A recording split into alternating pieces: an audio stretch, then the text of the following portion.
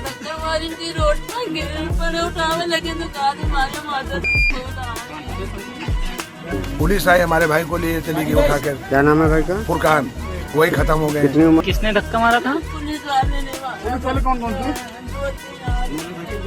शादी हो गई थी? हाँ शादी, 2 बच्चे हैं। कितने कितने साल के? एक लड़की है 16 साल की, एक लड़का है 13 से 15 साल का।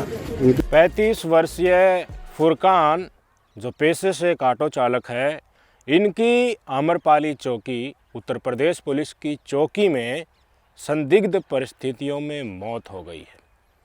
पुलिस का कहना है कि वो खुद बीमार था और जैसे ही चौकी में आया वो बेसुध होकर गिर पड़ा। अस्पताल ले जाया गया तो वहाँ उसको मृत घोषित कर दिया गया। लेकिन परिवारजनों की बातें सुने और परिवारजनों के पूरे वक्तव्य को सुने, उनके दावे के सुने, तो उनका आरोप ये लगाया जा रहा है कि पुलिस प्रशासन ने मृतक फुरकान को 3rd डिग्री टॉर्चर किया, जिसके बाद उन्हें गंभीर चोटें आई और उनकी मौत हो गई है। परिवार के कई लोगों ने इसकी पुष्टि की है। पुलिस प्रशासन ने भी अपना क्रॉस क्वेश्चन किए गए तो अपना वक्तव्य दिया है। पुलिस प्रशासन ने केस भी दर्ज करके कार्रवाई शुरू कर दी है। लेकिन नफ़रत के माहौल में अगर न्याय मांगने के लिए पुलिस प्रशासन के तरफ आंख भी उठाकर एक आस के नज़रिए से देखा जाता है, तो जो आरोप लग रहे हैं अगर ये सच्चे साबित हो जाते हैं तो वास्तव में हमारा पुलिस प्रशासन भी नफ़रत की आंधी के झोंके में तब्दील हो चुका है। एक एक परिजनों के लोगों को सुनाता हूँ। पूरा मामला पहले बता देता हूँ कि 2 बच्चों, अलग अलग परिवार के बच्चों के बीच में झड़प हो गई थी। पतंग को लेकर झड़प हुई थी। तो पुलिस को कॉल किया गया 112 नंबर के कि देखिए ऐसे ऐसे हमारी लड़ाई हुई है, आप आइए। पुलिस वाले आते हैं। परिजनों ने बताया कि पुलिस वाले फुरकान को घसीटते हुए वहाँ से लेकर जाते हैं। घसीटते हुए लेकर कहाँ गए? आम्रपाली चौकी में लेकर गए, ये परिजनों ने बताया। और वहाँ पर उनको 3rd डिग्री टॉर्चर किया गया, मारा पीटा गया। परिजन भी वहाँ पर पहुँचे साथ साथ जब इस घटनाक्रम की पूरी इंसिडेंट हुई।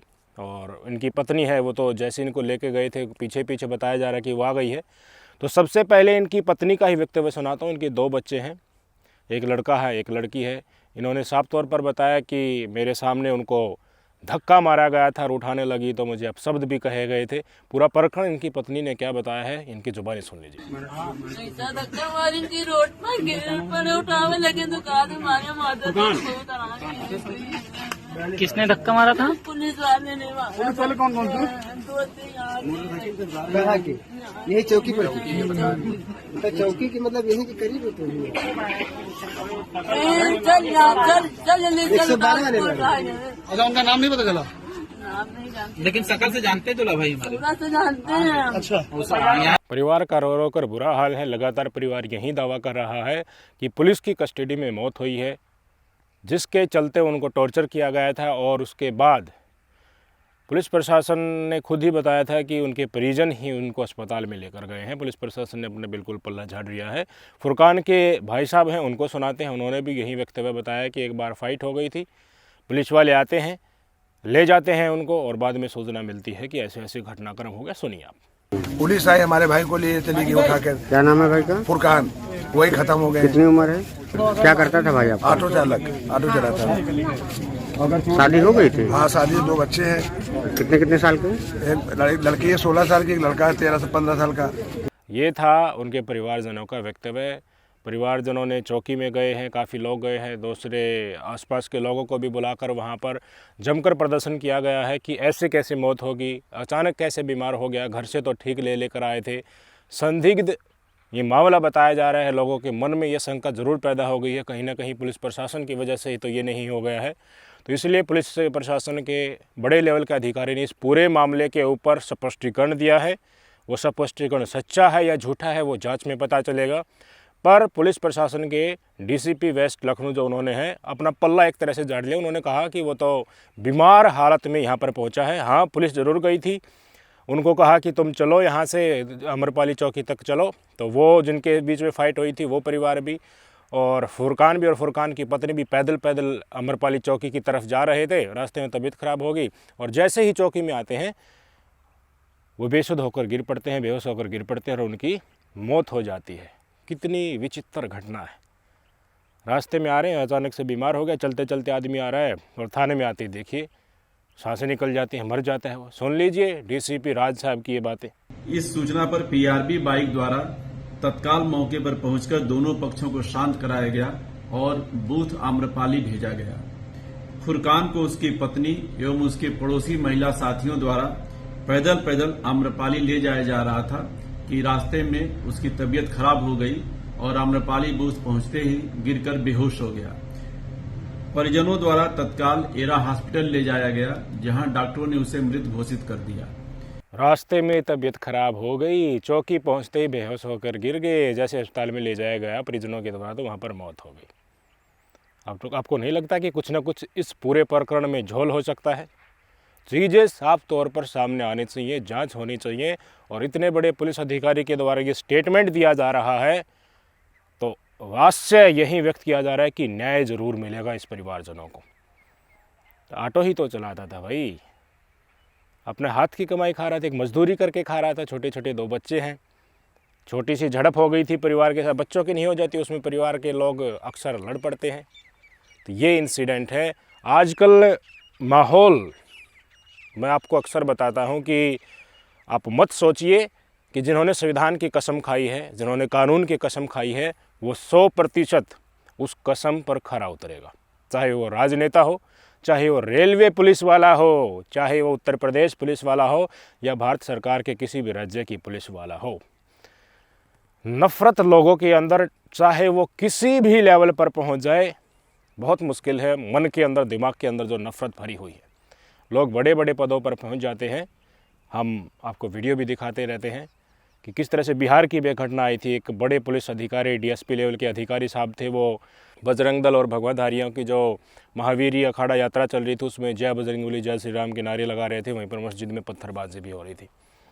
जयपुर मुंबई एक्सप्रेसवे में रेलवे पुलिस के चेतन चौधरी ने मुसलमानों को टोपी देखकर, दाढ़ी देखकर, नाम पूछ कर गोली मार दी, मौत के घाट उतार दिया। केरल की इंसिडेंट हमने बताई। माहौल का, इसी नफरती माहौल का फ़ायदा उठाने के लिए एक सेना के कर्मचारी ने अपनी पीठ पर पीएफआई लिख लिया और सेना के अधिकारियों को भी सूचित कर दिया और पुलिस वालों की भी। देखी मेरे साथ ये हुआ, जांच हुआ तो पता चला उसका खुद का ही रचा हुआ सारा का सारा षड्यंत्र था। क्या प्रतीत होता है भाई इस तरह की चीज़ों से? अध्यापकों को इंसिडेंट हमने दिखाए कि किस तरीके से मुस्लिम समुदाय के लड़के को खड़ा करके, उत्तर प्रदेश की ही शायद वो घटना है, दूसरे समुदाय के बच्चों के द्वारा पिटवाया जा रहा था और उनको कहा जा रहा था इनको तो ऐसे ही मारना चाहिए। और फिलिस्तीन का मामला चल रहा था ताज़ा तरीन। पूरे देश के मुसलमानों को आतंकवादी प्रूफ ही एक तरीके से करने की पुरजोर कोशिश, ये नफरतबाज करने की पूरी इन्होंने जुम्मत उठा रखी। मोदी साहब ने ट्वीट किया था, वो हमास को टेररिस्ट अटैक बताकर उसका झोल लेकर इजराइल का समर्थन किया था। उसके बाद सारे के सारे नफरतबाज टूट पड़े कि भारत से देखिए मुसलमान लोग जो हैं, इनकी कौम के प्रति ही इनकी तो एक तरीके से देशभक्ति है, देश के प्रति नहीं है।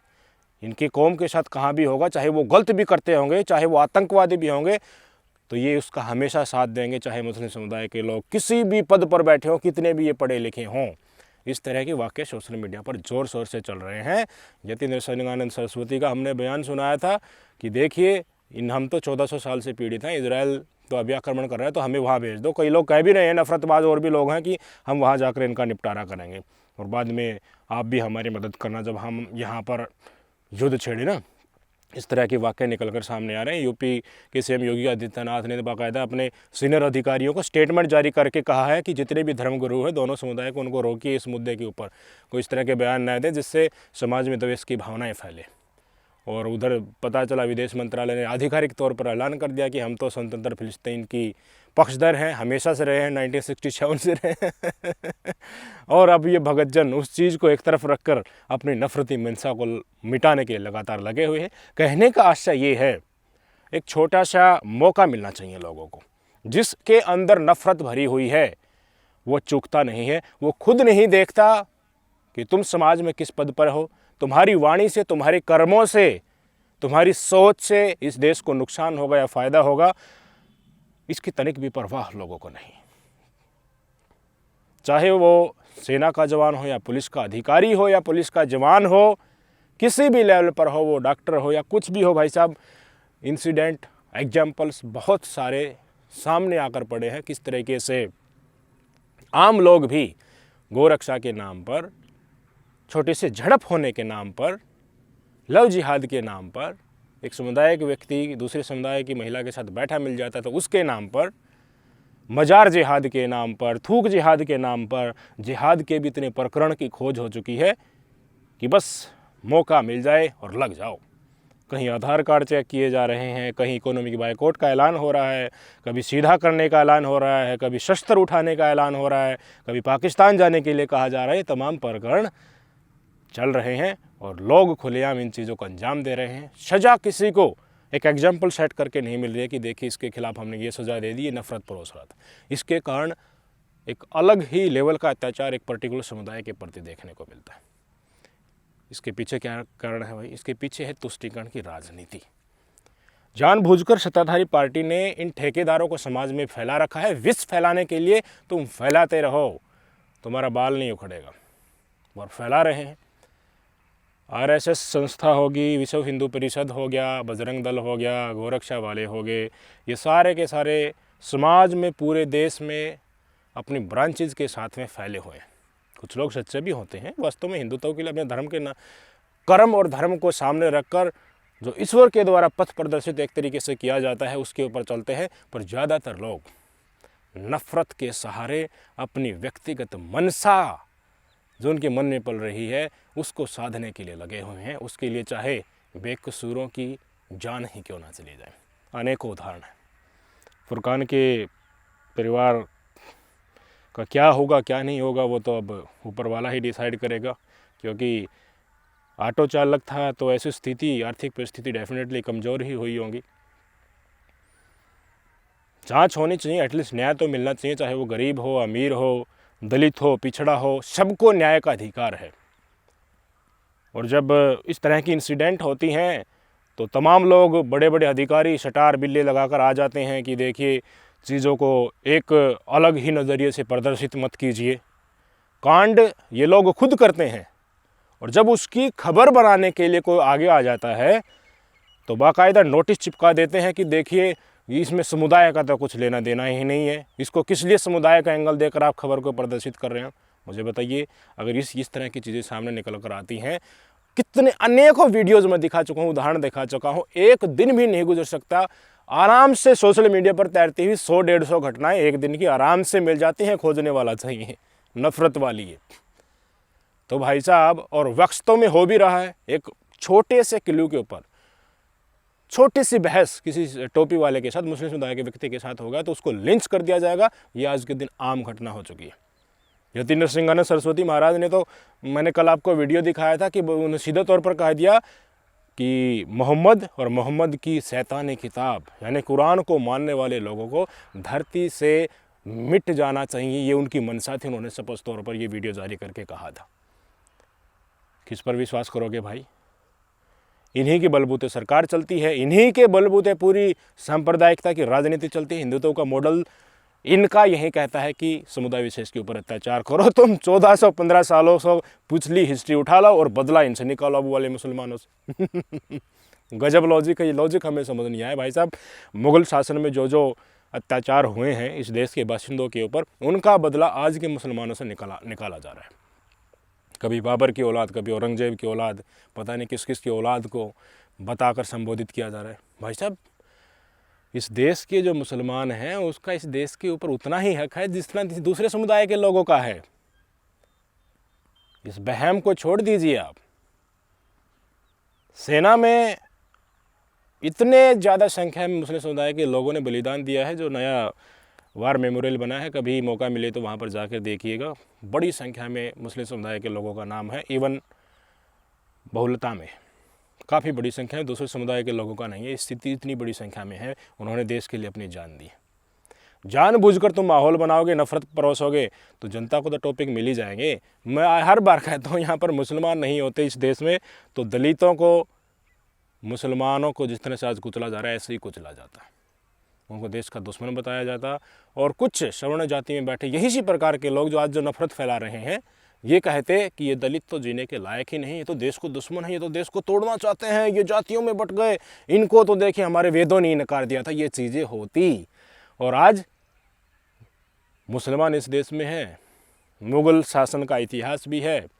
मुग़ल शासकों ने उस समय पर हिंदुस्तान के ऊपर, भारत के ऊपर जो अत्याचार किए थे, मंदिरों को जिस तरह से तोड़ा था, वो तो भाई घटनाएं हैं उस समय की जो उन्होंने किया था। जो उनकी मंशा क्या होगी उसको हम यहाँ कोई स्पष्टीकरण देने के लिए नहीं है। तो अत्याचार उन्होंने किए थे, तो आज के मुसलमानों के ऊपर बदला निकालना कौन सी न्याय संगत बात है भाई। कनेक्ट जानबूझकर कनेक्ट किया जा रहा है। ऐसे इतिहास काफ़ी कॉम्प्लेक्स है।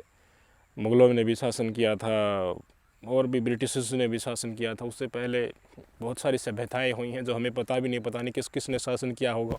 कौन पहले भारत की धरती पर कौन जीव आया होगा, पानी में तैर कर आया होगा या कहीं से मैदानी इलाकों में पैदा हुआ होगा या द्रविड़ जो इलाका है नीचे वाला वहाँ पर पैदा हुआ होगा। इतिहास निकालोगे तो और उसके बेस पर कुछ डिसाइड करने लग जाओगे तो भाई साहब क्या पता हम ही यहाँ के ओरिजिनल बासिंदे ना निकले, कोई और ही निकल आए। कर्मठ नहीं होना चाहिए, अधिकार नहीं जताना चाहिए कि देखिए हम तो यहीं असली बासिंदे तो हम ही हैं यहाँ के, ये तो बाहर से आए हैं। इसी सोच के कारण लोगों के अंदर घृणा पैदा आप करते हैं।